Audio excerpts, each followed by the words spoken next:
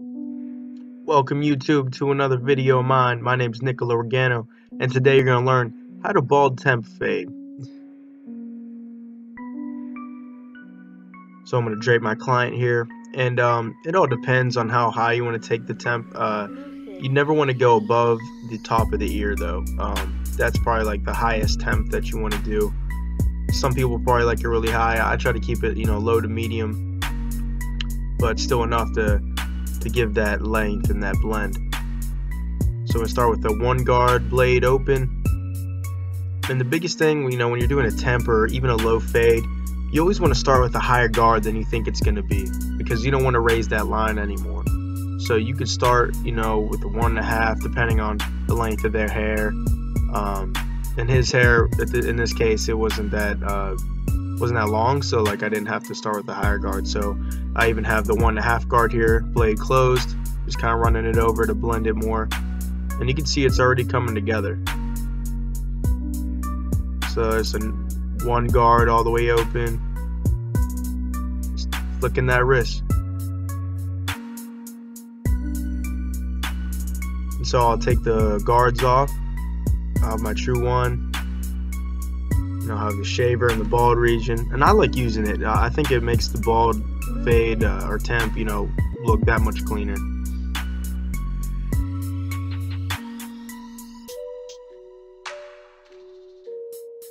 So I'll just run it back. I literally just flip between, the one guard, the 1.5 guard, multiple times, just to really get any lines or just to further blend it. And I like using the taper comb here, shear over comb. I use the finest teeth on the comb. Gets the job done. So I'll outline the arch and the nape area. Yeah, I like to line up before you start the temp. I think that keeps the line in place there. And you'll see later in the video, I didn't know, but my trimmers were actually, there was a little tooth broken on these outliners right here. And so you'll see it causes a little bit of redness in my client here, but it's okay, because I actually just ordered the replacement blades. So, I'll put some redness treatment on him, but you'll see it later. We'll have no guard here, blade all the way open.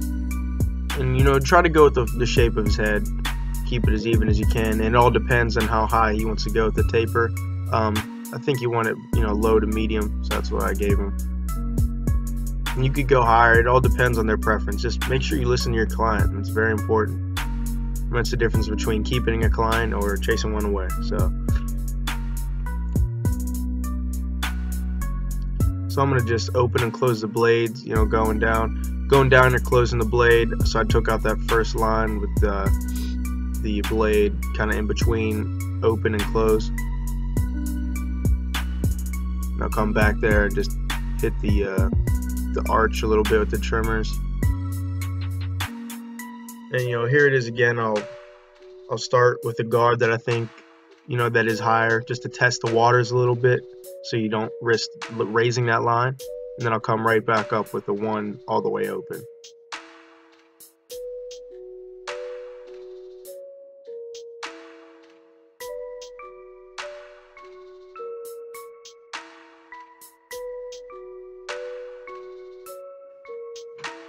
So I have the half guard here all the way open, just kind of flicking to get that line out.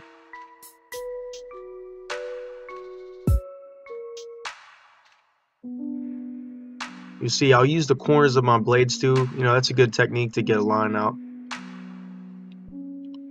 And just make sure you keep going toe to heel, flicking that blade as needed, and opening and closing the blade as needed. And once you get a feel for fading, when you're cutting hair, it just becomes natural. You'll be flicking the blade open and close, and you won't even realize it. And then I'll have the one guard closed here. There it is. It's starting to come together nice.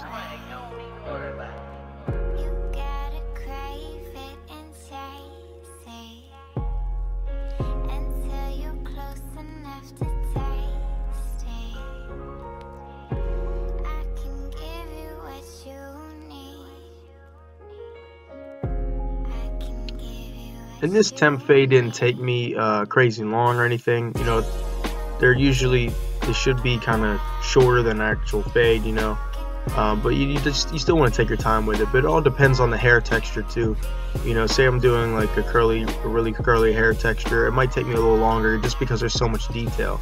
I mean, even in his hair, it's just darker, so it's like you have to focus on that detail more. You know, it'd be different if I was doing like blonde hair or something, or light brown hair. You know, it'd probably take less time. Yeah, so you can start to see the redness here a little bit, and I noticed it, and I looked after, and yeah, sure enough, one of the teeth was broken on the trimmer, so I have the replacement blade.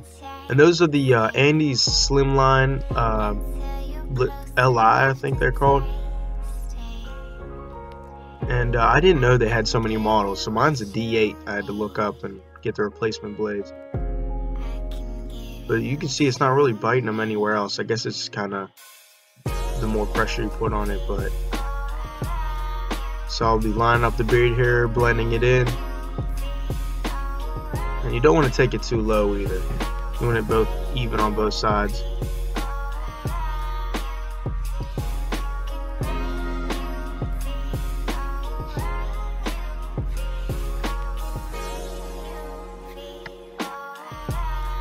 For time's sake of the video, I didn't include the other side of the temp fade, but you get the idea. It's the same exact steps that I did on the other side. So right here, I'm gonna mess with the top a little bit, take off, you know, length and density as he desires. He really didn't want any length off, so I'm really just thinning out a couple thicker parts. His hair gets super thick and wavy, so you know, I'll cut a little bit off, barely like a ½ inch. I'll really just use my thinning razor to go back and get some of those areas straightened out.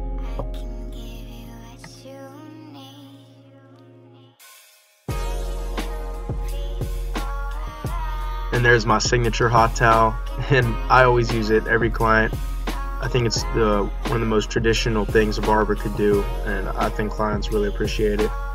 So I'm going to prepare them here with Tomb 45 shave gel, and you could use any shave gel or cream that you desire. Just make sure it works for you and your client. So do some razor work here, lining up. Just make sure you're careful with that blade, and make sure you stretch that skin. It's so important when you're doing straight razor shaving or outlining.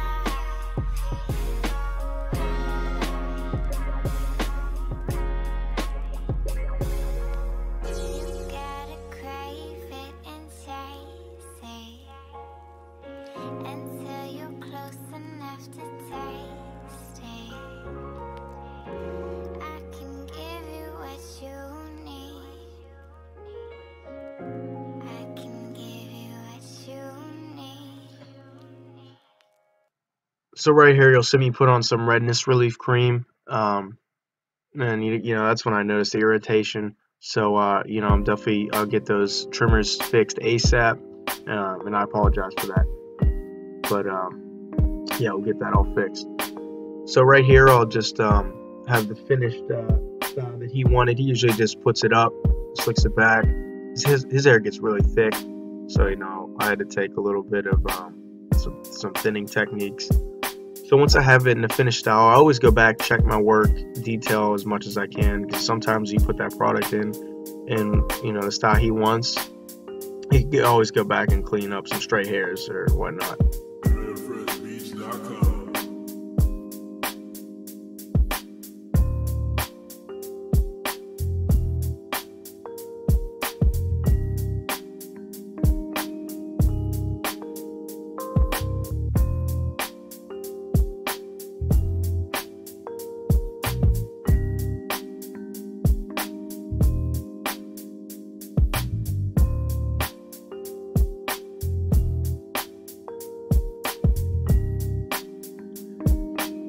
And finally, I'll dust off my client, and that's the finished product, ladies and gentlemen.